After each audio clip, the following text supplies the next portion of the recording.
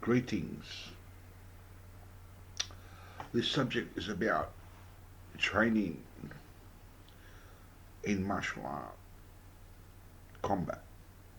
My purpose for training started from as young as I could remember. I'm 57 now and still at it. In my younger days, when I was a teenager, my family, my uncles and relatives, some of them, would question me and tell me what am I going to do in life with my martial arts. Get a job. As I grew older, 16, 18, they would point it out even more. They said, where is it going to get you? And true, I never knew where. I just trusted God, knowing that He was leading me to train. And in obedience to God, I was training. It was not long after, as I grew up, at the age of around about 25 years old, I found out the reason why God wanted me to train. I trained with God all these years through prayer and at schools that He will lead me in knowing. My only teacher is Jesus Christ, but He may lead me to schools to learn of other people as well. So I learned at 25 years old the reason why God wanted me to train, because He put me in the war of Megadon to fight single-handedly. I defeated armies of these monsters in the spiritual realm, spiritual combat. They use physical and other type of training, combat wise, to relate that in the spiritual through the Holy Bible. Anyway, so my training consists of four particular ways, not ways, but in four categories. The first category is conditioning. Very important. Don't let any foolish martial artist try to convince you that conditioning will not benefit you. It will in combat. It will, and does at least 60% of the job when you combine that with skill. Conditioning conditions the body to perform at its best. If you are unhealthy, unfit, you can't move. If you're almost at the point of dead, you're dead. How can you fight? So if you're unhealthy, are you sleepy, tired and worn out and whatever, you're not going to put up a fight. Health is the most important thing. Healthy diets, physical fitness, flexibility, weight training, special part weights, which is the small fingers. As you can see, I've got muscles in my own fingers here. Okay. Hang on, I've got to get it right with the camera. You can see here, all muscle everywhere in my fingers. Okay. The small muscle groups are more important than the big muscle group, because the big muscle group, you've got some sort of power behind it. As a living being, the small muscles need to be developed, because you can break your fingers if you punch and they're not developed.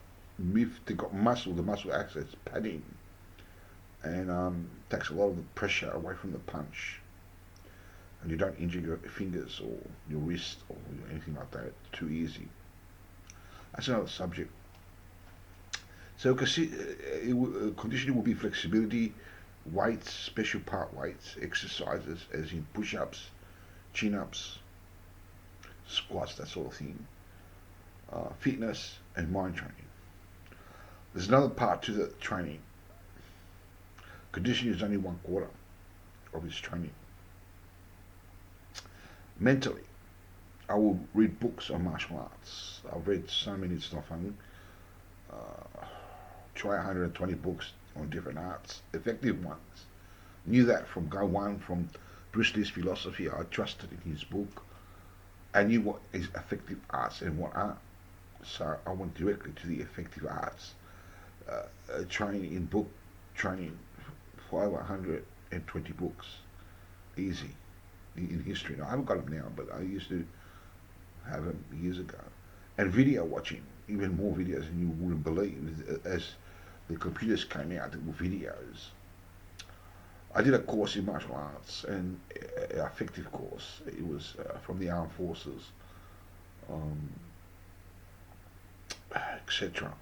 And they said video training in martial arts profits a person much more better than even private lessons outside the internet, in normal school. The reason being is because in normal schools, whether it's a normal class or a private class, the teacher will show you the technique once, twice, three times maybe, and change it the next week and the week after. It's always changed. You get to view the technique once or twice or three times or whatever, and you're on your own to practice it for all your martial art career. They may be repeated in history, but you don't get much practice out of it. Okay? Except on self practice. You make mistakes, you made mistakes. But in video watching, the video can be viewed from a professional teacher who's qualified in the martial arts. You can view these techniques over and over again, 10,000 times and 100,000 times, and nothing. It's unlimited, and you can train them as well. You've got professional teachers on the video. It's the same thing as class, except you can view it so many more times. It's more effective. So is reading books. So mental training will be book reading in martial arts and video watching. Physical training, skill, will be wrestling, boxing, taekwondo, kung fu, kickboxing, muay thai boxing, aikido and hapkido, and Jeet Kune Do be based on the philosophy of Jeet Kune Do, which I've studied the philosophy, and I will relate that to its philosophy. Both for the street and for the ring. Jeet Kune Do doesn't do too well in the ring because it's made for the street, but you can adapt it. You can use its strategies for the ring if you know how to do that, and you can also use it for the street, differently, different training. But anyway, then there's spiritual training. Most important of all is spiritual training. Faith in God is what gets the job done. You need to study the whole Holy Bible. You need to pray to God constantly. You need to have fellowship with God constantly, and I mean with personal God. Jesus and the Holy Spirit, Trinity One, Creator of life. No other God. Have no other God before Him. You have another God before Him, as you're making it or worshipping it, God's not going to be with you. And no other God but God, the Creator of life. He'll be with you, and His power will be there. Faith. And He will work through you. When I fight spiritual combat against evil spirits, it's not me fighting, but God fighting within me against the enemy. If I fight alone, I won't last a minute. These evil spirits are so powerful, it's not funny. One of them can wipe out the whole cosmos. This world would have gone to extinct 1,000 times over if I didn't put a fight for your sakes and for God. If God wasn't with me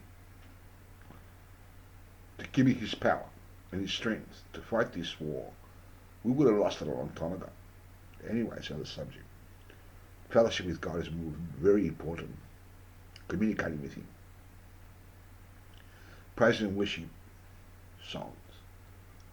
Worship only the Creator of life, thank you. The purpose of worshipping is not to worship anything, or anyone. What for? What reason? A statue? What for? What reason? The purpose of praise and worship is to worship the Creator of life. He who gave you life is its purpose. Not another God as in small g, small I, small d, small s. It is to worship the big G, big R, big D as in the Creator of life. That's its only real founding and purpose. That's what gives me strength. Faith in God.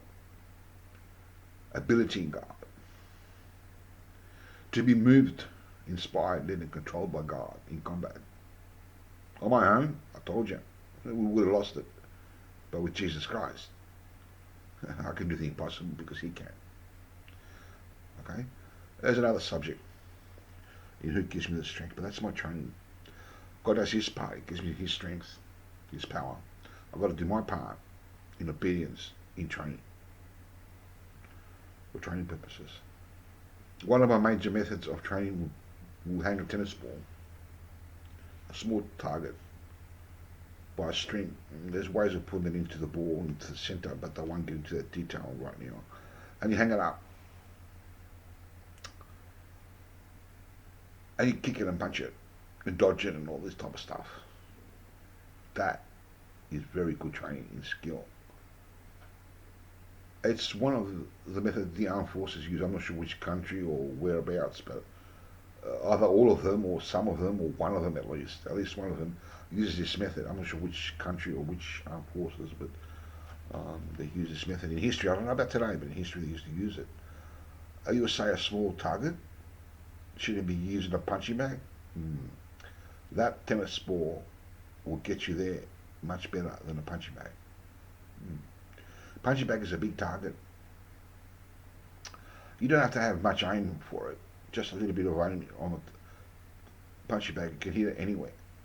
You may miss by a centimetre or a foot or less or more, but you will hit the bag, no problem. A bit of training and you will hit the bag. You won't miss. Tennis ball, very difficult to hit. It's like a shooter shooting a gun. If he was to go for a rabbit, the rabbit's about this size. If he misses his head by an inch, he doesn't get a meal. Missing is no excuses, even if it's only by an inch. You know what I mean? Or more, or less. You've got to hit the bullseye right in the temple. Shoot, get the head damaged, and hit the body. Otherwise, you don't get a meal. Missing by an inch, like I said, is no excuse for a hunter. In the older days, you wouldn't get a meal unless you shot it down dead. So there's no excuse if you miss just a little bit. And the same basic principle of martial arts. If you don't hit the pinpoint accurate to where you're aiming, your life could be dead. You could be dead. You could be the one dying. He would say, how could this be? The human body is a big target, not a tennis ball. And, I will hit the person, no problem. Well said. You may hit the person, well said. But a lot of people these days are built like tanks. You can't hurt them with your martial arts unless you hit the deadly parts of the human body. And there are many in the human body where you have to study this. There's another section of studying. Have I mentioned that? Yeah. Okay, you study that section. Well, they are small targets, very small, they're very hard to hit. And not all of them, but some of them are very hard to hit. And if you miss, you're not going to do any damage. The big bodybuilder will give it to you. You got to hit them in those deadly parts of the body, pinpoint accuracy, and drop them. Boom, down. Otherwise, they'll drop you. There is no law in street defense, as in no rules or regulations. You live or die in streetwise, but there actually are laws that people don't realise. And that's the course before and after. You had to fight. You got to pass the courts now. There might not be no rules in actual combat, but in the law department, I try telling them that. They'll put you in court, and sometimes you can be charged, and you're the defender. Someone attacked you to kill you, or to hurt you, or to bruise you, and you face going to jail, not them. A lot of countries like that, it's bullshit, and I mean real bullshit. But anyway, the reason being is because, like in this country, you can't hit the person more than what he hits you. For example, the force that is applied on a person can only be applied in accordance to the force that they attack you with. So you can't, if they punch you, you can't get a gun and go bang and shoot them. You'd be up for murder. You can only punch them back. martial arts not going to do you much there. You've got to know the delicate parts of the human body and hit pinpoint accuracy if your life is in danger and you are going to be killed in battle. In order to defend yourself, to survive, you have to hit those targets pinpoint accurately and take them down. And you will not be charged in court if you prove that you could have been killed if you didn't do that, right? So you've got to know where they are, okay? And you've got to be able to hit them pinpoint accurately. The tennis ball hits you to have pinpoint accuracy on a small target, size of a tennis ball, and you'll hit it. I usually put a dot in the center of the ball in the four corners, and well, I haven't done that for a long time, but I used to, and hit exactly where the pinpoint dot would be. I'm very good with that. Pinpoint accuracy most of the time, 9 out of 10 most of the time, 10 out of 10 a lot of times. Anyway, see ya. Take care, and God be with each and every person, and keep the peace. No violence.